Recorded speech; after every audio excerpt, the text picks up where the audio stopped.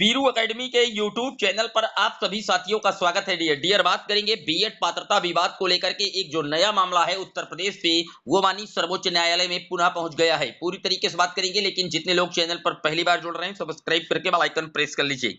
Dear, आप जानते हैं कि माननीय सुप्रीम कोर्ट के द्वारा जो राजस्थान का जोधपुर हाईकोर्ट का डिसीजन था 28 जून 2018 के गजट को क्वैश करने का, उसी को अपहेल्ड करके 11 अगस्त 2023 को लागू करवा दिया गया।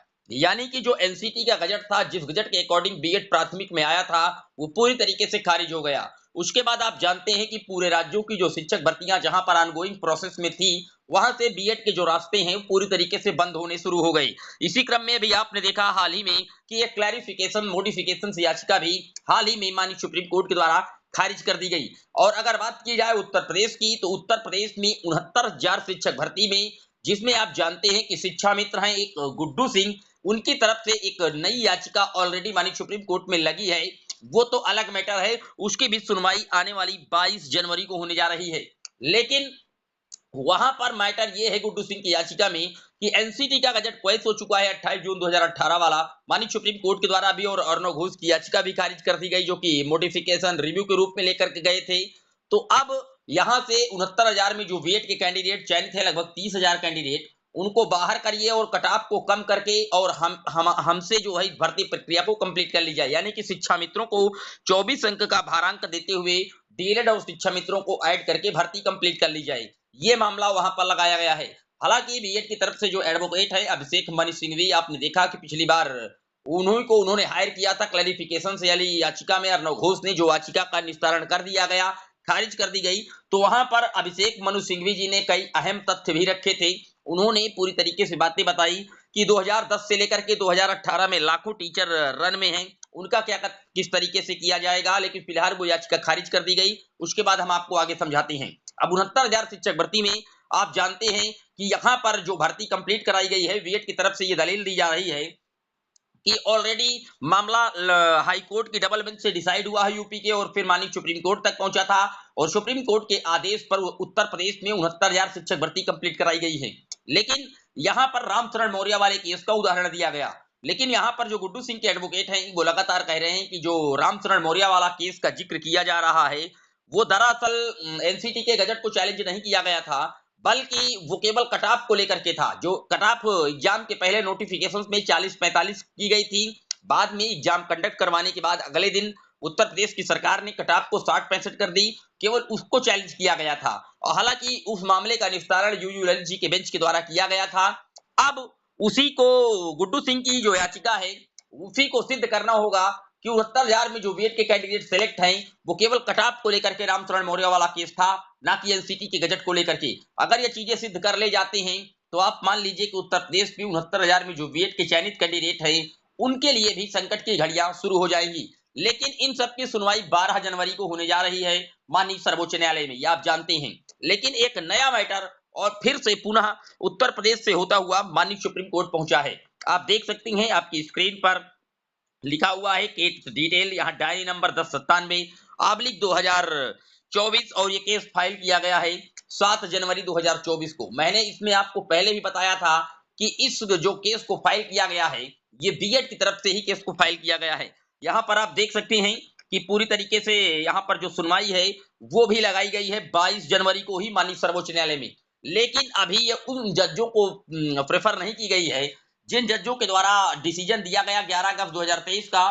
फिर उन्हीं जजों के पास क्लैरिफिकेशन याचिका भी कहीं ना कहीं भेजी गई थी, रेफर की गई थी। और जो गुड्डू सिंह की याचिका लगी हुई है, वो भी आप जानते हैं कि उनमें से एक जज वही हैं जिन्होंने 11 अगस्त 2023 का जजमेंट दिया था। अब यहाँ पर जो ये मैटर लगा हुआ है 22 जनवरी का, ये एक नया केस है। यहाँ पर जस्टिस आप देख सकते हैं पी एस नरसिम्हा जी हैं, और ऑनरेबल जस्टिस अनिरुद्ध कुमार जी की बेंच पर मामला लगाया गया है। सीरियल नंबर 16, तारीख वही 22 जनवरी है। यहाँ पर बीएड की तरफ से अब ये दलील दी गई है कि चूंकि हमारी इसमें कोई गलती नहीं, एनसीटी के गजट के अकॉर्डिंग 28 जून 2018 के गजट के बनाने के अकॉर्डिंग हमने बीएड किया है, तो यहाँ पर जो पार्टी बनाया गया है वो सबसे पहले एनसीटी को बनाया गया है कि एनसीटी के बनाए गए रूल्स के अकॉर्डिंग ही हमने बीएड किया, इसमें हमारी कोई गलती नहीं, अतः हमें पुनः अलाउ किया जाए। जैसा कि आप जानते हैं कि इस समय बीएड कैंडिडेटों के लिए किसी भी प्रकार की कोई राहत की घड़ियां नहीं आ रही। जहां पर भी इनकी याचिकाएं जा रही हैं, ये उन्हीं बेंच को प्रेफर कर रही है जो जिन बेंचों के द्वारा ऑलरेडी 11 अगस्त 2023 का डिसीजन डिसाइड किया गया था जस्टिस अनिरुद्ध बोस और जस्टिस सुधांशु धूलिया जी के द्वारा। और वो लगातार 21A आर्टिकल का हवाला दे रहे हैं। 614 वर्ष के बच्चों के मौलिक अधिकार का हनन बता रहे हैं वो बीएड को शामिल करने को लेकर के, और वो लगातार बीएड को पूरी तरीके से बाहर किए हुए हैं प्राथमिक लेवल से। तो फिलहाल अभी बीएड के प्राथमिक में आने के तो कोई चांस नहीं बन रहे हैं, लेकिन जो ये नई याचिका दायर की गई है इसमें यही एक सबसे महत्वपूर्ण जो तथ्य रखा गया है कि हम एनसीटी के बनाए हुए गजट के अकॉर्डिंग हमने बीएड किया है और अब हमारे सब्जेक्ट कॉम्बिनेशन नहीं बन पा रहे हैं तो हमको अलाउ किया जाए। देखिए डियर, अगर ये अपना तर्क रखेंगे कि हम एनसीटी के बनाए गए गजट के अकॉर्डिंग जो है हमने बीएड किया है और हमको यहाँ पर वायलेट किया जाए, तो डीएलएड की तरफ से भी ये दलील दी जाएगी कि हमने भी तो जब डीएलएड कोर्स किया था तब उसमें भी यही बातें मेंशन की गई थी कि डीएलएड केवल 1 to 5 के लिए ही पात्र होगा। तो वहां पर अब 1 to 5 के लिए अब बीएड को आप किस तरीके से एलिजिबल कर रहे हैं? तो ये इस तरीके से मानी कोर्ट नहीं चलती, आप जानते हैं वो एविडेंस से चलती है। अब आपको बताते हैं कि जो क्लैरिफिकेशन याचिका में अभिषेक मनु सिंघवी जी ने ये कहा था कि जो उत्तर प्रदेश की भर्ती हुई है बीएड को लेकर के 69,000 की, वो 23 की उपधारा आर्टिकल 23 की उपधारा 1 के तहत हुई है। मैं आपको समझाता हूं कोई 23(1) और 23(2) का क्या मैटर है। क्योंकि वहां पर अभिषेक मनु सिंघवी जी ने एक बात ये कही थी कि 2010 से लेकर के 2018 के बीच में जो बीएड के कैंडिडेट लगभग सिलेक्ट हैं, लाखों लाख कैंडिडेट सिलेक्ट हैं हर स्टेट में, उनको फिर किस तरीके से आप ट्रीट करेंगे जब आप आगे की भर्तियों के लिए अलाउ नहीं कर रहे हैं, आपका गजट क्वैस है। तो वहां पर जस्टिस सुधांशु धूलिया जी ने एक बात कही थी कि ऐसे कोई मामले हमारे सामने नहीं आए हैं, लेकिन उसके पहले की स्थिति दूसरी थी। उस समय जब एनसीटी का जो गजट था वो 2010 वाला वर्क कर रहा था और वहां पर सारी बातें मेंशन की गई थी कि जो एक्ट है 1993 का उसके तहत फॉलो कराया गया था। लेकिन 28 जून 2018 का जो गजट आया है इसमें सबसे बड़ी कमी ये बात की रही गई थी कि इसमें कोई एक्सपर्ट कमेटी गठित नहीं की गई थी। एमएचआरडी के एक लेटर के माध्यम से यहां पर बीएड को प्राथमिक लेवल पर सभी राज्यों में अलाउ कर दिया गया और सुप्रीम कोर्ट ने यह कहा कि जबरदस्ती एक तरीके से यहां पर थोपा गया है बीएड को प्राथमिक लेवल के लिए। अगर एक्सपर्ट कमेटी गठित की जाती, सभी राज्यों से परामर्श ली जाती और उसके बाद जो रूल्स था रूल सही होता अगर बीएड को प्राथमिक में लाने के लिए, तो फिर जो डिस्क्वालीफाइड कराया गया बीएड को, गजट को क्वैश किया गया, वो ना होता है। इसमें जल्दबाजी में एनसीटी ने केंद्र सरकार के दबाव में आकर के अपने नियमों का गलत इस्तेमाल किया है, अपनी पावर का, और उसकी वजह से हमने एनसीटी के गजट को क्वैश कर दिया।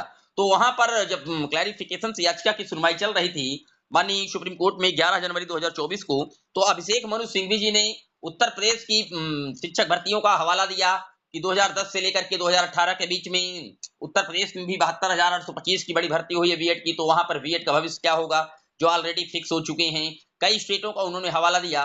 तो वहां पर माननीय सुप्रीम कोर्ट के द्वारा जो जज थे उन्होंने सीधे तौर पर 2 आर्टिकल उनको बताए कि देखिए, चूंकि पहले की कंडीशन दूसरी थी, उस समय जब उत्तर प्रदेश में 72,825 की वैकेंसी आई थी 2011 में, उस समय ऑलरेडी डीएलएड के जो कैंडिडेट थे वो कम थे और इसीलिए राज्य सरकार ने 23 की उपधारा 2 का पावर इस्तेमाल करके एनसीटी से अप्रूवल लेकर के बीएड को प्राथमिक में अलाउ किया था। लेकिन उसको अलाउ करने के लिए अधिकतम 5 साल का ही एक बार आप उसे 5 साल तक ही केवल उसको कर सकते हैं 23(2) की धारा का प्रयोग। उसके बाद वहां पर जो एनसीटी का गजट है वहां पर ये भी बातें मेंशन की गई हैं, जो अधिनियम है 1993 का, कि एक बार जब आप उसको इस्तेमाल कर लेंगे, यानी कि डीएलएड के स्थान पर आपके यहाँ कैंडिडेट कम है डीएलएड के, तो आपको बीएड को प्राथमिक में अलाउ तो कर लेंगे 23(2) की उपधारा का पावर लगा करके, लेकिन 5 साल के अंदर आपको डीएलएड के इंस्टीट्यूशन, डीएलएड के जो कोर्स हैं उनको इतनी तेजी के साथ संचालित कराना होगा कि डीएलएड किए हुए जो कैंडिडेट हैं वो काफी मात्रा में आपके राज्य में हो जाएं, ताकि दूसरी बार ऐसी कोई परिस्थिति ना आए जहां पर आप ये कहें कि हमारे यहाँ ऑलरेडी डीएलएड के जो कैंडिडेट हैं वो कम हैं।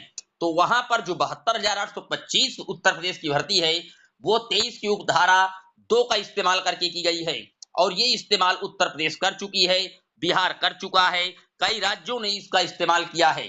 अब जो 23(1) के तहत भर्तियां हुई हैं वो सारी भर्तियां एनसीटी के गजट 28 जून 2018 के अकॉर्डिंग हुई हैं। तो ये बातें माननीय सुप्रीम कोर्ट के द्वारा बार बार समझाई गई और उसके बाद जो क्लैरिफिकेशन याचिका थी वो पूरी तरीके से खारिज कर दी गई। तो जो ये नया केस आप देख रहे हैं जो उत्तर प्रदेश से माननीय सर्वोच्च न्यायालय पहुंचा है, जहां पर इसका अपना तर्क है कि एनसीटी के बनाए हुए रूल के अकॉर्डिंग हमने बीएड किया, हमारी कोई गलती नहीं, इस तरीके के कई आधार वहां पर रखे गए हैं। तो आप समझ सकते हैं कि माननीय सुप्रीम कोर्ट जब एनसीटी की तरफ से पक्ष सुनेगी तो ज्यादा से ज्यादा एनसीटी को फटकार लगाई जाएगी और एनसीटी वही कह देगी कि जो सुप्रीम कोर्ट का डिसीजन है वो हमें सर्वमान्य है। क्योंकि इसी तरीके का एक मैटर अभी आपने हाल ही में देखा था कि एनआईओएस डीएलएड को लेकर के भी माननीय सुप्रीम कोर्ट के द्वारा दिया गया, जहां पर सुप्रीम कोर्ट ने साफ तौर पर कहा था एनआईओएस डीएलएड को लेकर के एनसीटी को कि आपने जो गजट में एनआईओएस डीएलएड का मेंशन क्यों नहीं किया था। तो वहां पर उन्होंने सारी गलती अपनी मानी और कहा कि आपका जो निर्णय होगा वही सर्वमान्य होगा। तो एनसीटी को आप पार्टी बना करके बीएड के कैंडिडेट प्राथमिक लेवल पर आने का ये कोई आपका आसान तरीका नहीं, आप कहें कि पूरी तरीके से सक्सेस होने में इसे कहीं ना कहीं समस्याएं हो सकती हैं। क्योंकि डीएलएड की तरफ से आप जानते हैं एडवोकेट हैं, वो निश्चित तौर पर वो भी अपनी जो तथ्य हैं वो लगातार रखेंगे। और इस समय जिस तरीके से सारे मामले लगातार प्रेफर किए जा रहे हैं जस्टिस अनिरुद्ध बोस और सुधांशु धूलिया जी के बेंच को, तो हो सकता है कि इसी सुनवाई में जैसे ही 22 जनवरी को ये मामला सुना जाएगा, जो कि नया मामला है बीएड की तरफ से एनसीटी को चैलेंज करके एनसीटी के गजट को और एनसीटी के अगेंस्ट जाकर के उन्हीं को पार्टी बना करके ये मामला रिट किया गया है। हो सकता है कि अगली सुनवाई ये भी जस्टिस अनिरुद्ध बोस और सुधांशु धूलिया जी के बेंच को रेफर कर दिया जाए और उसके बाद इस याचिका को पूरी तरीके से खारिज कर दिया जाए। लेकिन अगर इस याचिका को बचाना है तो काफी अच्छी तैयारी के साथ वहां पर जो अपनी बातें हैं रखनी होंगी। लेकिन आप जानते हैं कि डीएलएड के एडवोकेट भी इस पे जाएंगे और वो भी अपनी जो बातें हैं स्पष्ट तौर पर रखेंगे। तो 22 जनवरी को लेकर के उत्तर प्रदेश में दो बड़ी जो भर्तियों को लेकर के मामला सुना जाएगा। एक तो 69,000 में जो बीएड के कैंडिडेट चयनित हैं, जो पिछले 2 साल से अपनी सेवाएं दे रहे हैं, सिस्टम में वर्किंग है, आप जानते हैं। हालांकि राज्य सरकार ने अभी तक उनको ब्रिज कोर्स नहीं करवा पाई और ब्रिज कोर्स करवाने का जो इंस्टीट्यूट है वो ही उसका गठन भी एनसीटी के द्वारा अप्रूवल नहीं हो पाया है। हालांकि अब गजट क्वेस है किस तरीके से ब्रिज कोर्स होगा, आखिर रामचरण मौर्य वाले केस पर लगातार इस पर चर्चा होगी। देखने वाली बात यह होगी कि जो शिक्षा मित्रों की तरफ से केस फाइल किया गया है गुड्डू सिंह की, उनको जो एडवोकेट हैं क्या वो सिद्ध कर पाते हैं कि रामचरण मौर्य का जो मामला था वो सिर्फ कटाफ को लेकर के था, ना कि एनसीटी की गजट को लेकर के।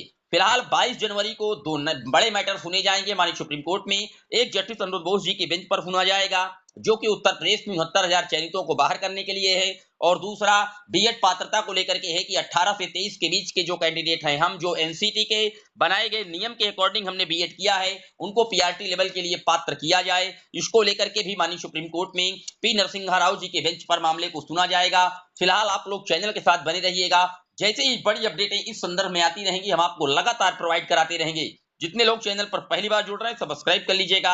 आप भी अपनी राय दोनों न्यूज के माध्यम से आप क्या सोचते हैं, एनालिसिस करते हैं इस पूरे वीडियो का, कमेंट जरूर करिएगा। फिर मिलेंगे एक और वीडियो में, तब तक के लिए जय हिंद जय भारत।